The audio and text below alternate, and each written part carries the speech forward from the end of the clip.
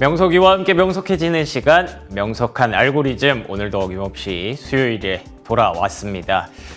세린메이 얘기를 하던 때가 엊그제 같은데 어느덧 서머랠리 얘기를 하고 있죠. 그러니까 사실은 부채 한도 협상 때문에 정말 세린메이가 될 뻔했다가 AI가 갑자기 시장을 구했지 않습니까? 그러다 보니까 시장에 자신감이 붙어서 이제 서머랠리 얘기를 하게 되는 것 같은데, 설레발은 필패라고 했거든요. 과연 서머랠리가 정말 올까요? 그리고 정말 온다면 계속해서 AI가 그 중심에 있을까요?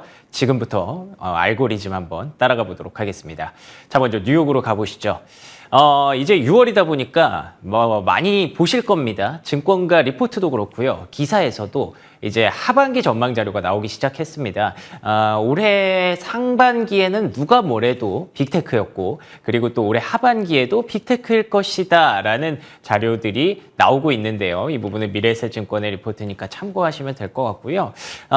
그런데 하반기에도 그렇다고 보기에는 조금 애매할 수 있는 게 분명히 있어요. 왜냐하면 AI와 관련해서 사실 단기적으로 좀 과열된 부분은 없지 않아 있잖아요. 제가 여기서 AI와 엔비디아가 끝이다라는 말씀을 드리는 건 아니고요. 지난주에도 이제부터 시작일 수 있다라고 말씀을 드렸던 것처럼 이제 올해가 AI 원년이라고 생각은 합니다만 사실 주가는 좀 다를 수 있거든요. 항상 주식시장은 단기적으로 과열이 되면 그 부분을 이제 다음 쪽에서 해결하려고 하고 다음 섹터가 무엇일까를 고민하는 게 분명히 있기 때문에 요즘 젠슨왕 CEO가 야시장 가서 식당 가서 밥만 먹으면 그 식당에 줄을 선다면서요. 항상 이렇게 호들갑이 시작될 때가 좀 걱정이 되거든요. 그렇기 때문에 수급 쏠림 현상이 분명히 풀릴 수가 있을 텐데, 그렇게 된다면 과연 그 AI를 이길 만한 모멘텀이 나와서 이걸 풀어줄 것이냐?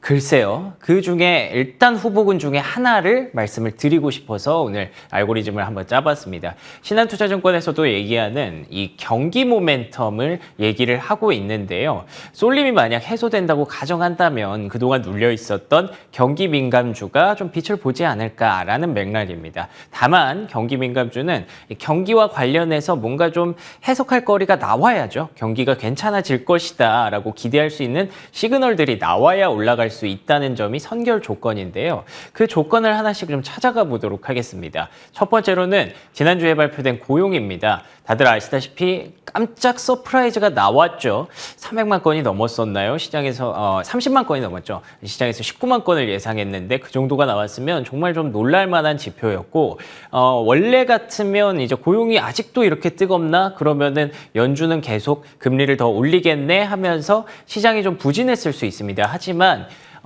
좋은 쪽을 더 많이 보고 있죠. 임금 상승률이 계속해서 하락 추세를 좀 이어가고 있고, 그리고 또 실업률도 올라왔다는 점에서 사실 고용은 뜨겁지만 임금 상승률이 떨어지면 우리의 지갑은 얇아지니까 물가에 미치는 영향은 미미하거나 혹은 오히려 우리가 원하는 쪽으로 갈 것이다 라고 해석을 하고 있는 부분인데, 이걸 어떻게 보면은 너무 좋은 것만, 지금 시장 분위기 좋아지다 보니까 너무 좋은 것만 보려는 거 아닌가라는 생각도 저도 들었고 아마 많은 분들이 좀 하셨을 겁니다. 근데 그럴 만한 배경도 되는 게, 우리가 지금 살고 있는 4, 5, 6월 2023년 2분기가 시계를 1년만 돌려보면, 전으로 가보면 그때 물가가 제일 높았거든요.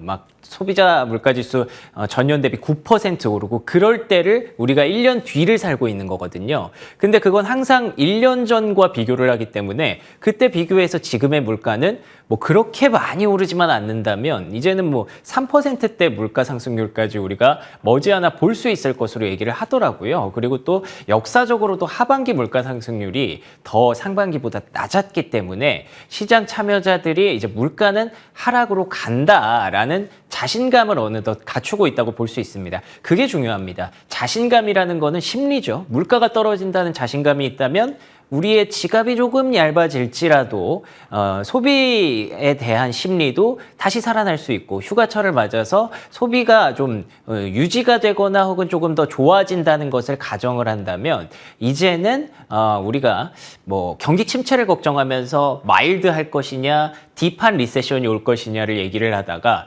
골디락스, 그렇게 뜨겁지도 차갑지도 않은 물가 상승률은 제한되고 고용도 안정되면서 소비도 견조하게 유지되는 우리가 가장 원하는 그런 이상적인 경기 상태가 오는 것이 아니냐라는 얘기까지 이렇게 발전을 하게 되는 거죠. 그래서 그런지 고용이 발표되고 나서 시장에 최근에 엔비디아가 좀 조정을 받고 있잖아요. 근데 소재 섹터, 산업재 섹터, 에너지 섹터, 금융 섹터까지 그동안 좀 눌려 있었던 경기 민감주들이 일제히 반등했고 엔비디아의 빈자리를 훌륭하게 채워주면서 다우지수가 2% 넘게 급등하는 모습도 나타났습니다. 결국 좀 정리를 해보면 수급적으로도 지금 소외된 섹터의 매력을 충분히 발견할 수 있기 때문에 대형주와 성장주 일변도의 강세에서 그 쏠림이 해소될 때 경기 민감주, 가치주와 중소형주 쪽으로 좀 돌아 나올 수 있다라는 얘기를 하는 거고요. 다만 선결 조건 앞서 말씀드렸다시피 지난주에 발표됐던 고용, 그래도 좋은 쪽을 계속 볼 수 있는 그런 내용들이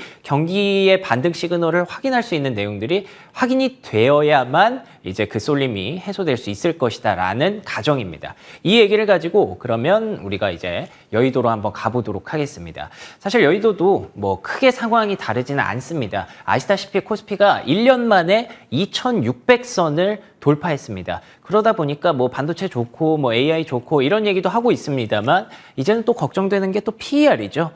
PER 항상 뭐 코스피는 PER이 뭐 13배만 넘어가도 뭐 비싸다라는 얘기를 좀 달고 살기 때문에 지금도 뭐 그렇게 낮지는 않습니다만 13배 수준까지 오다 보니까 이제 뭐 또 적정 상황이다 이런 얘기가 나와요. 근데 사실 그 고점까지는 물론 아직까지 여유가 좀 있잖아요. 그러다 보니까 이제 서머랠리 얘기도 나오고 2700선 얘기도 나오는 건데 일단 지금까지의 분위기만 보면 반도체가 그걸 계속 캐리해 줄 것으로 기대를 하는 시선들이 작지 않습니다. 근데 이것도 조금 깨름칙하죠. 코스피가 요만큼 올라오는 동안 SK하이닉스가 저만큼 갔거든요. 물론 이게 계속 지속되면 참 좋겠죠. 반도체와 AI가 계속 캐리를 해주면 참 좋겠지만 과연 이어질까요? 이런 탄력을 계속 7월, 8월에도 계속 보여줄 수 있을까요? 그거에 대해서 좀 고민을 할 수밖에 없는 구간이라고 보고 있고 그래서 앞서 말씀드린 것처럼 이제 경기 시그널을 다시 한번 돌아서 보고 있는 건데 그 긍정적인 지표가 하나가 나왔습니다. 일단은 중국이에요. 중국이 그동안 계속 부진하다 좀 확인이 필요하다라는 말씀을 드렸었는데 차이신 제조업 PMI가 50포인트를 넘었습니다. 우리가 PMI를 얘기할 때 50포인트를 넘어가면 경기 확장 국면, 50포인트 아래에 있으면 수축 국면이라고 얘기를 하잖아요. 그런데 국가통계국 지표는 50 아래쪽에 아직 남아있기 때문에 이게 사실 애매합니다. 중국 경기가 완전히 돌아서고 있다라고 보기에는 아직은 어렵습니다만 그래도 긍정적으로 해석할 수 있는 자료가 이렇게 쌓이기 시작하고 그렇게 된다면 앞서 고용에서 긍정적인 지표를 발견하고 경기 민감주가 반등한 것처럼 소외된 증시의 매력, 중국 증시가 그동안 글로벌 증시의 랠리에서 한참 뒤처져 있었거든요. 한국, 대만, 일본, 미국 다 올라갈 때 중국만 계속 처지고 있었기 때문에 이 소외된 수급을 또 찾아가려는 글로벌 수급이 분명히 움직일 가능성 이 부분 놓고 배제할 수 없다는 거고요. 그리고 국내에서도 시그널이 하나 발견된 것이 계속 지금 수출이 적자였잖아요. 뭐 거의 1년째 계속 적자가 되게 당연시되는 그런 세상을 살았는데 일평균 수출이 저기 보시면 까만 라인이 살짝 돌아서는 거 보이시나요?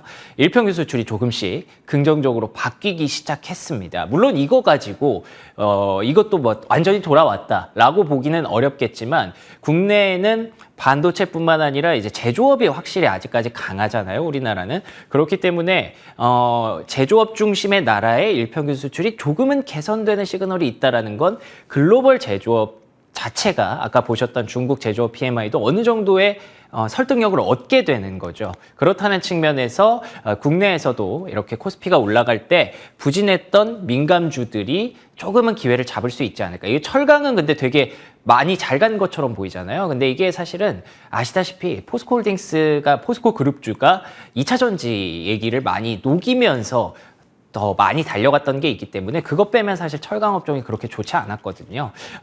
이런 부분들이 조금은 빛을 보지 않을까라는 관점에서 경기 민감주의 반등 한번 기대해 보도록 하겠습니다. 자, 그래서 결론 지어보도록 하겠습니다. 다만 그리 길지는 않을 것입니다. 좀 허무하죠?